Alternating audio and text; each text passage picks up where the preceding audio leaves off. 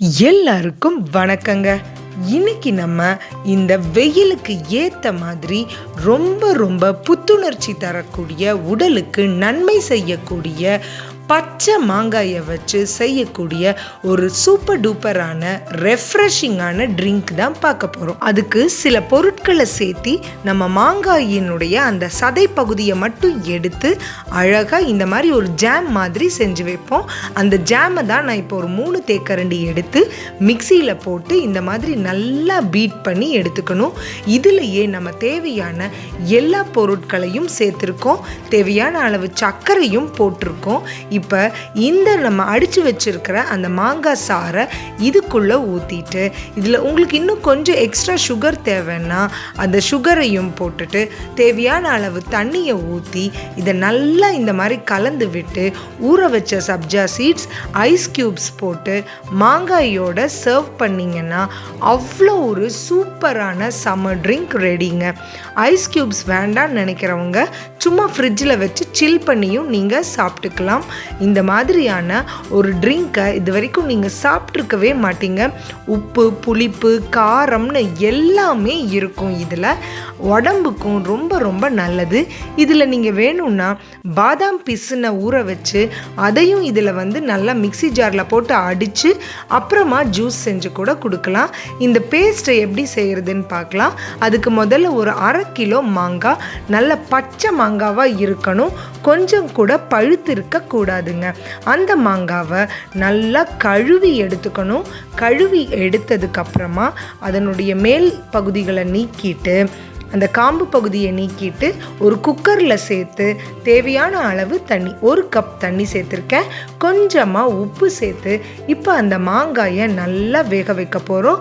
ஒரு 5 விசில் அளவுக்கு வேக வச்சு எடுத்துக்கலாம். இப்போ 5 விசில் அடித்தாச்சு. இப்போ ஸ்டவ்வை ஆஃப் பண்ணிக்கலாம்.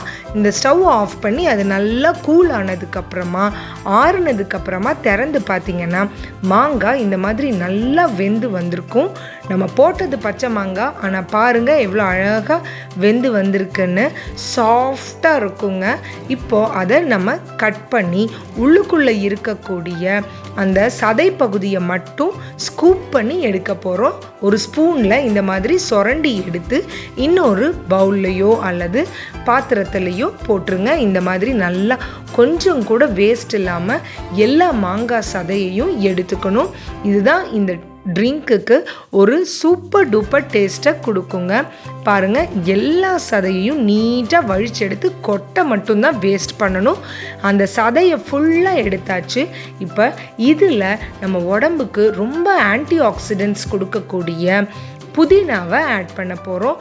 புதினா ரொம்ப ரெஃப்ரெஷிங் டேஸ்ட்டை கொடுக்கும். இந்த ட்ரிங்க்குக்கு நல்ல ஜீரண சக்தியையும் கொடுக்கும். வெயில் காலத்தில் நம்ம உடம்புக்கு தேவையான அந்த அதிக ஜீரண சக்தியையும் இது கொடுக்குங்க.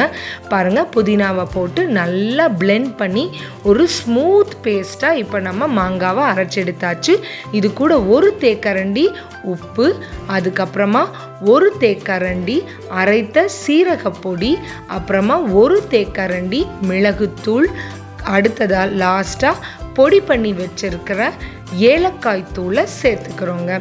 நல்லா ஞாபகம் வச்சுக்கோங்க, உப்பு, மிளகுத்தூள், சீரகத்தூள், அப்புறம் ஏலக்காய் தூள், அவ்வளோதாங்க.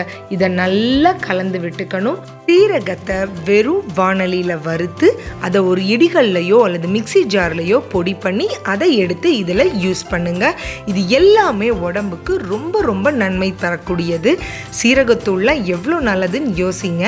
இப்போ பாருங்கள், 1/2 கப் அளவுக்கு வெள்ளை சர்க்கரை, 1/2 கப் அளவுக்கு வெள்ளை சர்க்கரை எடுத்திருக்கேன். அது ஒரு 250 கிராம் வரும் அளவில். இப்போ அதுக்கு அதே 1/2 கப் அளவுக்கு தண்ணி சேர்த்துருக்கேன். இப்போ அந்த தண்ணியில் இந்த சர்க்கரையை நல்லா கலந்து விட்டுக்கணுங்க. இப்போ நம்ம செஞ்சிட்ருக்கிறத நம்ம கொஞ்ச நாள் ஃப்ரிட்ஜில் எடுத்து வைக்க போகிறோம். அதனால் ஒற்றை கம்பி பதம் வரும் வரைக்கும் நம்ம காத்திருக்கணும். நம்ம உடனே குடிக்க போகிறதா இருந்தால் இந்த பதமெல்லாம் கூட பார்க்க வேண்டியதில்லை. ஆனால் இப்போ நம்ம எடுத்து வைக்கிறதுனால இந்த மாதிரி ஒற்றை கம்பி பதம் வரணும். இந்த கம்பி பதம் இப்படி செக் பண்ணி பார்த்துட்டு அடுப்பை மிதமான தீய்க்கு மாற்றிருங்க.